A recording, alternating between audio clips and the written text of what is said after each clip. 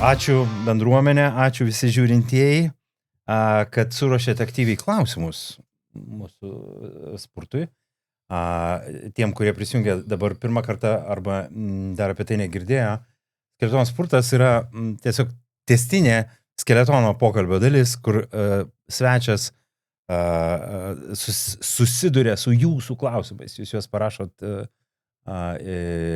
mes atsirenkam jūs iš mūsų prenumeratorių sąrašo ir prašome užduoti, pristatę jums svečią jau tiesiogiai, prašome užduoti jam klausimų. Tai va dabar šiandien, Arūnai, jums turime klausimų eilę, kuriuos parašė mūsų žiūrovai. Ir pasirinkimas paprastas. Jūs atsako taip, ne, arba plačiai, jo, arba tiesiog yra vienas arba kitas atsakymas, kuris pasirinksi. Okay. Taigi, šokoladas su baravykais, beprotybė ar genialumas? Kaip čia pasakyti, lokalumas gal, išskirtinumas, bendraja prasme, reiškias, mūsų grybų pulkaunykas, reiškias, iš mūsų krašto ir baravykas ir plius skanus. Okay. Ne, baravykai ir šiaip yra, ir Italijoje porčinė, tai pakankamai žinomas grybas. Taip, bet laukinis, natūralus ir jo tokie, kokie mes, kaip ir tokie išskirtiniai, laukiniai biški, bet ir skanus. Šiandien gavau Bartino žmonos ryte, nes su šuniu vaikščiau po mišką ryte ir mačiau baravykų pridygusių ir iš barikaščių nesurinkau, neparnešiau namo. Pusryčiams. Nu, vat. Tai čia geras ir marketinginis sprendimas ir skanu. Gerai. Kas labiau baugina, žmonės, kurie nemyli šunų, ar tie, kurie neturi humoro jausmą? Nu, jeigu nemyli šuns, tai ir humoro jausmą neturės, man atrodo, žinok. Pietinis ar centras? Pietinis. Koks kvapas labiausiai primena vaikystę? Vaikystė, ilga ta vaikystė. Nu, tikriausiai tų virtinukų su mėlyniam. Klausyti ar kalbėti? Kas apie jūs? Mėgstu kalbėti, noriu išmokti klausyti. Ar turite ritualą, be kurio nepradedate dienos? Vanduo su druska ir citrina. Ką pastarai kartą nuveikėte spontaniškai?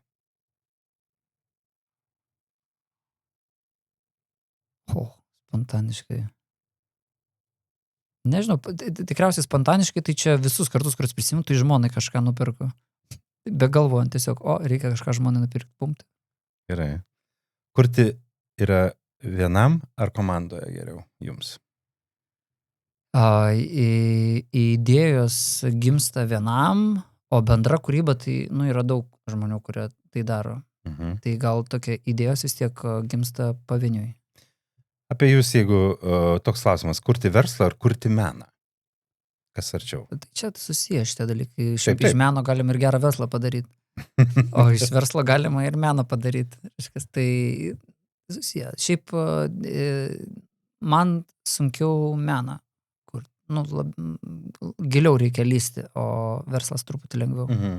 Daugiau aiškių algoritmų yra, kaip ką padaryti ir gali replikuoti. O su menu, jeigu tokiu menu, tai nėra, nebent tu ten pramoninis menininkas ten štampuoji, bet jeigu kažką nori tokio atrasti, savo braižą, netgi kaip tik žiūrėjom Salvadoro Dalį, senesnius darbus, tai niekas nepasakytų, kad ten Salvadoras Dalį, ten buvo labai realistas, gražus tokius paveikslus, nauji darbai ir jo, kuris išgarsėjo surrealistiniai darbai, bet tai tas labai užtrunka ir gal su menu yra sudėtinga, kai tu atrasi tą, kas tave komercializuoja, tai tu tą ir jau pasigausi tą, kaip čia pasakyti, kurpalį ir gyvensi ir gal tai ir sąlyginai dingsta žavesys, žinai, kad tu visą laiką turi kažką naujo, kur su verslu biškiu įdomiau, tu padarai vieną, jisai vystosi, kažką naujo gali daryti, tokias dinamikas.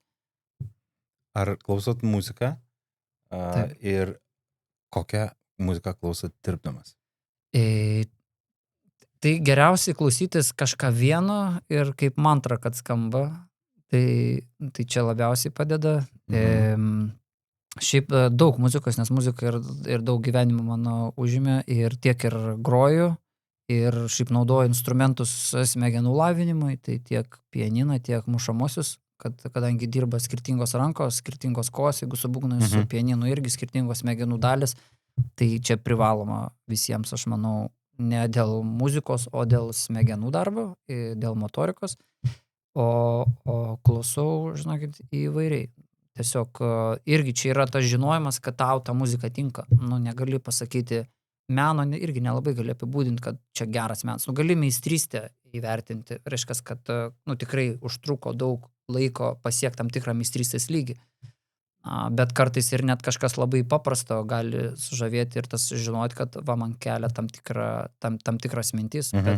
Bet man tiek muzika, tiek menai, tiek teatras, jie turi duoti tam tikro peno ir, kaip sakau, gauti kažko tokio, ko iki galo nesupranti, negali paaiškinti, bet tau tai duoda gerai prasme, nes dėja paskutiniu metu matyti gerų spektaklių yra labai sudėtinga, ypač kad užaugau ten ant Tumino, Kazlo, Vaitkaus, dabar jau dėja. Ir Šiaulių dramos teatras buvo labai galingas. Šiauliuose nevaikščiau. Ne, Šiauliuose nevaikščiau, aš iš Pietinė. Jau toli. Jie nevaikščiau.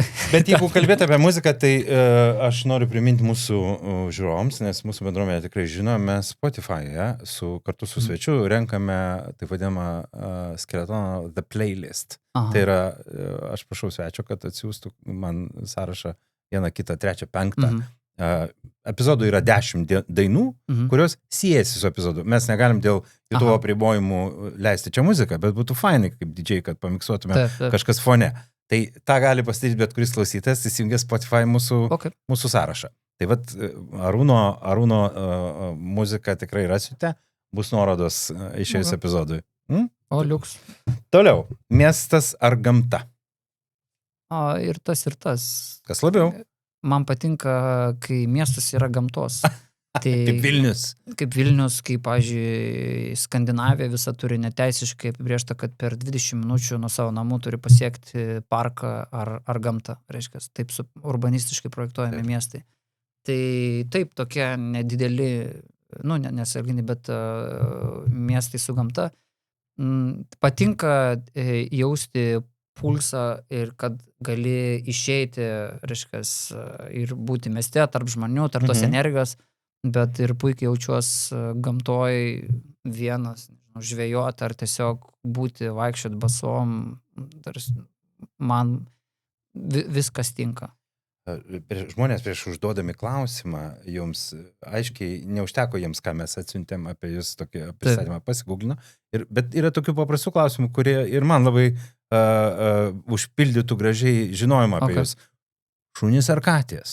Ką pasirenkat labiau? Oi, juokas, žinokit, šiaip tai šunys, bet mes čia tokį vieną butą nuomavomės, reiškias, laikinai ten reikėjo iš poreikio nusinuomoti ir ten gyveno katinas. Mums labai keista, nes mes atėjom, agentas nuomavo ir mes sakom, ir ten atidaryti langai buvo, balkonas ir žiūrim, katinas vaikšto. Sakom, čia kaip, jis pasimetė, jis nesuprato, iš kur tas katinas. Žodžiu, bet atsirado katinas ten laikinai. Aha. Kaimynas. Kuris, neįsivaizduoti, jis kaip šuo. Ir vaikai galėdavo ten tampyti, ir jis visada šalia būdavo ir eidavo. Ir mano patirtis su katinais būdavo, kad, tokios, kad jie draskosi, jų nepaimsi, jie daro, ką nori, tokie, bet čia gal pasakyčiau šunis ir tas vienas katinas. Gerai. O tai turit šunų? Ne, dabar ne. Dabar ne. Gerai. Dabar klausimai maišosi dėl to, kad įvairūs, bet štai, ką kvailiausio esat pasakęs investuotojui? Prisiminkit kokį savo... Nieko kvailo nesakau. Aš visada sakau tai, ko aš tikiu, bet nebūtinai tas, ką tikiu, nežinau, išsipildo ir yra teisingai. Tiesiog aš niekada... Čia didžiausia kliūtis versle, kad niekada negaliu meluoti ir būti nesąžiningas.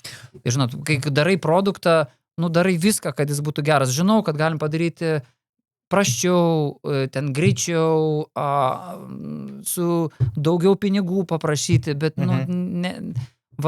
kažkoks įgimtas sąžiningumo genas yra ar perduotas ir negaliu. Ir dėl to ir negaliu ir meluoti. Jeigu yra blogai, tai pasakai blogai. Gerai. Rytas ar vakaras? Na, aš žinau atsakymą, jau mes pokalbėję tą palėtėm. Bet... Ne, man yra abudu. Rytais dėl to, kad galiu pabūti vienas, pasidaryti savo, ten darbus, vaikai miega, žmona miega ir Taip. prieš visas mokyklas, prieš darbus galima pabūti, paklausyti, išgerti, žinot, jaučio kaulo čiulpų nuoviro, reiškia, sultinio išgerti, tokie skanus dalykai, kuriuos pasimėgau gali. Ir su to mintim susidėlioti, taip vat, knygą paskaityti, dabar aš rytais dar knygą paskaitau, kad toks vat ramiai. O vakarais tai, kad gali pavakarniauti su šeima. Knyga ar filmas? Aš labai norėčiau, kad būtų knyga, bet tiesiog smegenys peruštos ir yra... Filmas greičiau? Filmas greičiau. Bet rasti naujų filmų labai sudėtinga, tie, kurie kažkaip padarytų pokytį, tai knyga idealiu atveju, aš norėčiau, kad visą laiką būtų knyga, bet sunku. Čia sakau, pereinamasis laikotarpis būdavo gyvenime etapų, kai buvo knygos, buvo kaip filmai, jie tikriausiai taip kažkaip šalia. Taip tvarkosi, vienas ar kitas. Tai, bet šiaip knygos didesnė yra gyvenime palikę įspūdį. Gerai. Kava ar arbata? Šiaip aš mėgstu labai arbatas, jos labai kvapnios, be kofeininės, visokių žolių, visokių, nieko, nuo tas, kurias gaminam iki tų, kurias tiesiog kartais mėgstu, bet o kava, žinot, tai aš kavą geriu ne dėl skonio, tik dėl to, kad atsibūsiu, kaip čia pasakyti, nors tai blogiausias variantas tikriausiai, ką yra daryti, mes turim ir papildų, kad energijos tvarkyti, bet tiesiog ir įprotis ir plus pietuose, ten Italijoje, Ispanijoje, Prancūzijoje, negali be tos kavos, tu nori su jais sėdėti ryte, jie skaito ten laikraščius, stalas, koks tavo espreso, tai ir tas kvapas, yra tam tikros vietos, rytais, jeigu keliauji viešbučiuose, tu žodi tą kvapą, jisai tau duoda kažkokį tokį, tą tokį happy moment, kad va čia yra kava, ir tai vis tiek gurmaniškas gaminys gali būti ir gali skaniai išgerti. O arbatos šiaip vakarais tikrai mes, ypač šaltuoju periodu, tai labai arbatos. Mokat gaminti maistą? Gaminu, bet tas mokėjimas toks irgi žingeidumo, gal irgi įsidėjęs, kad kai susidūrus tą maisto industriją, pradėjau pats kažkaip labiau atsirinkti, ką gaminti, tai aš taip irgi pragmatiškai, žinot, jeigu kažką nori išmokti, tai mokaisi ten, aš sakiau, Gordon Ramsay ten, ar aš prisižiūri bazę, svarbu bazę, bent jau suprasti, kaip kas gaminasi. Taip. O paskui, ten, žinot, man visada skaniausias yra, ten, nežinau, mamų ir močiučių maistas, tai kad ir kur ten vaikštai, kokius geriausius restoranus, vis tiek, nieko nebus skaniau, negu padarė tavo ten mama, močiutė ar žmona. Ar turite talismaną? Talismanas? Čia kad sektųsi, ar ne? Kad sektųsi.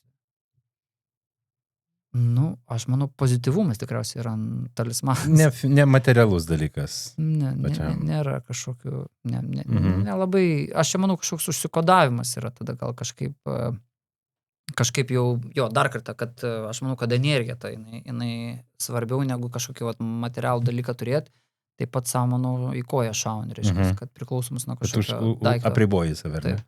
Gerai, nauja pradžia ar tęstinumas? Kas pačiam? Man lengviau nauja pradžia, bet, žinot, atsiradus šeimai, atsiradus šeimos verslam, dabar tęstinumas. Reiškia, kaip santykiams, kaip padaryti, kad jie tęstųsi. Čia nauja mokykla. Vienas mano mėgstamiausių klausimų, kurį gavau skirtas jums, skamba sekančiai. Ir kodėl mėgstamiausias? Todėl, kad jis prieštarauja tam, ką mes dabar darom. Skamba taip. Būti matomam ar veikti nuošaliam? Būti matomam turime, tai natūraliai mes esam matomi, bet jeigu rinktis. Ne, aš mėgstu kaip tyli kiaulė ten ramiai daryti, nors kažkokių jausmų turiu, kai matau, kad kiti daro gal tik 10% ar dar žymiai prasčiau, tarkim, jeigu ten iš profesinės pusės, bet yra labai matomi, tai yra toks tas vadinamas susimaišusi jausmai, kur nežinau, kaip tą identifikuoti ar pats. To narciziškumo, tai visi mes turim bruožų, didesnių ar mažesnių. Tos garbės šlovės aš jau gyvenime, manau, esu gavęs ir tų regalijų aš turiu daugiau, negu man reikia per gyvenimą. Tai aš kažkaip jau to nebesivaikau. man šiaip patinka užsidaryti ir kurti tos, nu, vat kažką vis galvoti nuolatos, o kaip šitą galėčiau išspręsti, kaip čia galėčiau padaryti, kaip čia. Tai čia tiesiog toks gal mano natūra, kad nors mano žmona vis priekaištauja, kad aš per daug visko čia kuriu, reiškia, per daug čia galvoju apie viską, bet man toks, tiesiog man tai užkoduota tikriausiai. Aš kaip sakau, žinot, yra žmonių tipai, jeigu kažkas nori ten įsiverti kažkokį verslą, aš tada sakau, pasižiūrėkit, nes, nu, tai ne kiekvienam yra. Tarsi tas streso lygis, atsakomybės lygis, sprendimų priėmimo greitis, reiškia, matymas, pilno spektro matymas procesų, apskritai, kaip yra kas susiję. Ne visi tai turi, nu, tu daug dalykų išmoksti, bet šiaip natūrai, nu, ne visi gali tai daryti. Ir aš nesakau, kad čia aš kažkoks esu ypatingas. Aš gal norėjau būti, nežinau, virtuozas pianistas, bet aš negaliu. Nu, tai, nu, tiesiog čia ne man. Tai kaip aš dar kartą pasakysiu, tas, ką aš norėčiau daryti ir tai, kas man sekasi, yra skirtingi dalykai. Tai man sekasi, nu, vat,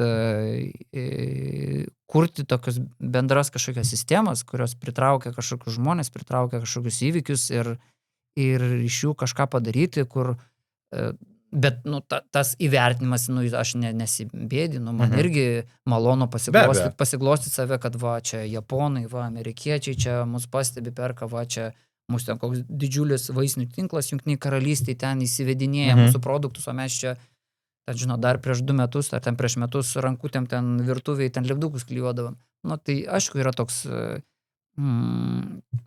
malonus momentas, bet tai, kad dėl to, kad būt matom, žinot, nu, dabar čia reikia būt matymu, kad reikia kalbėti, nu, čia toks marketingo dabar nauja taisyklė, kad visi, kurie rodytų savo veidus, tai